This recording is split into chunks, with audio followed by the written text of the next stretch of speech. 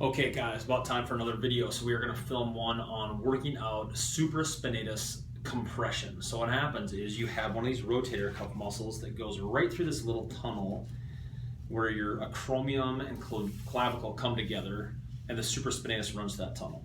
So what happens is when you get an injury in here, it creates inflammation, and the space between here gets compressed down, you get a supraspinatus compression. Well, how do we heal this thing up? There's tons of rehab, there's tons of exercise. People come in here. We can do some stuff as chiropractors in here because I can get in there and mobilize a joint. I can move the collarbone and make increased space. But now you've had it hanging out for a while. You're an athlete, you've let it kind of settle in there, and it's just not getting better. It's one of those not super painful, but bothersome and long-lasting issues. So what can we do? Well, this one was one that I kind of racked my brain on for a couple of years, and I thought we were good, but we just weren't ever really getting results. So I called a good friend of mine, Brett McQueen, who's a great athletic trainer, especially in the baseball world, and we kind of worked together to figure out how to work this thing. And one of the biggest issues I was having a problem with is there's a small little area on that where that tendon runs that just doesn't have blood supply. It's called ischemic. It just doesn't get blood, so it heals up very poorly. So the trick is not so much to rehab the muscles for strength, it's to get blood back in that area. And I think that's where I was missing it.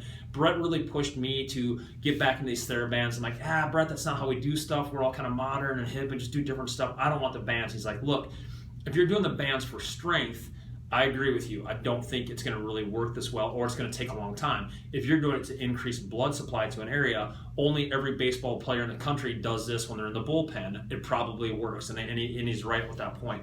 So here's what you need. You need a band, and you need some sort of bigger ball, like a basketball, volleyball, soccer ball, okay? Take your band, tie it on the wall. Tie it on the door, shut the door. You are going to do internal and external rotation, so make sure the door shuts. External rotation. See how I go real fast? It's not a lot of strength in here. We're just trying to get blood supply going. 10 to 12 reps. Internal rotation, turn around. 10 to 12 reps. Do it again. 2 sets of 10, okay? Now, it's hard, especially with guys and athletes. We tend to get way out here and really trying to force some strength. That is moving the muscles and making the blood go to the muscle. We want kind of in the tendon, kind of in the area. Just get in here. We want some speed work, okay?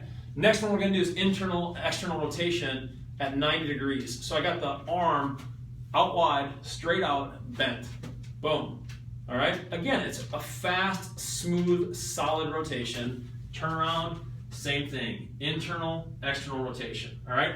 So we got it down by the side with the elbow at the side, and then up and down. 2 sets of 10 to 12 on each one. Second one we want to do is these lower traps. So you want your scapula going down towards your butt. You want to create this tension. It's not pulling your arms farther back, it's pulling them straight down towards your butt. You probably have to contract your glutes first. Get those things going. Most of the time people who have shoulder injuries cannot move their scapula individually, so we call them walnut crackers, but remember, they're going down along your rib cage towards your glutes, all right? 2 sets of 10 on those. Once you can turn those things on, which it might take a couple tries before you can figure out how to turn those muscles on. Once you can turn them on, you'll see everything on the shoulder starts to function a lot better. Your next one you're going to do is with the big ball. I want some direct compression against the wall, and you're just going to spell out the alphabet. I like nice big letters, maybe thinking, a foot to 16 inches is about what we're looking at, and go through the entire alphabet. I got your arm, my arm is straight out against the wall. We're getting direct compression. This will just force fuel the blood in there. Go through the entire alphabet. I don't like a lot of up and down motions, side to side motions whenever I do my rehab, ankle, shoulder, anything, because that's not what happens in real life. In real life, you're not just moving things like this. So the alphabet tends to put the body through regular full ranges of motion that are much more appropriate to how we live real life. Last one you do is empty cans. So imagine you've got a can of soda or whatever you like to drink. You're going to take it out at 45 degrees, turn it upside down. This is now directly working the supraspinatus muscle. So it took me 4 exercises before I even got into working the actual muscle that we need to work on. You can do it with your bands if you want to, by just standing on it and going at a 45-degree angle. But I want the thumb down. It's an empty can. Activate that thing. So we're finally getting some activation. You see it's not super heavy weight. We're just trying to get some rotation there. And you will feel it starting to get warm. We're starting to get some blood supply to the area. The last one I like to do at the end is a kneeling lat stretch. So you can do it bent down, you kneel all the way out on a table, and then you raise it out.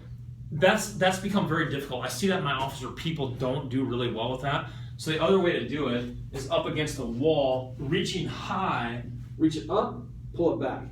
You want your lat to engage. This huge muscle that envelopes the whole shoulder on the back side, you want that thing to engage. So we go through all those exercises. Internal, external, internal, external. Then we got the walnut crackers, right, coming down. Then we have the ABCs with the ball. And then you go back and hit your lat stretches like that. Go through all this stuff maybe once a day. An entire rotation of that probably takes about 6-7 minutes. Go through a rotation of that once a day, maybe twice a day. It's going to take probably 2 to 3 weeks to really force blood supply back in there. But now you've got your own at-home rehab for this compression and stuff you can do. Hope you love it.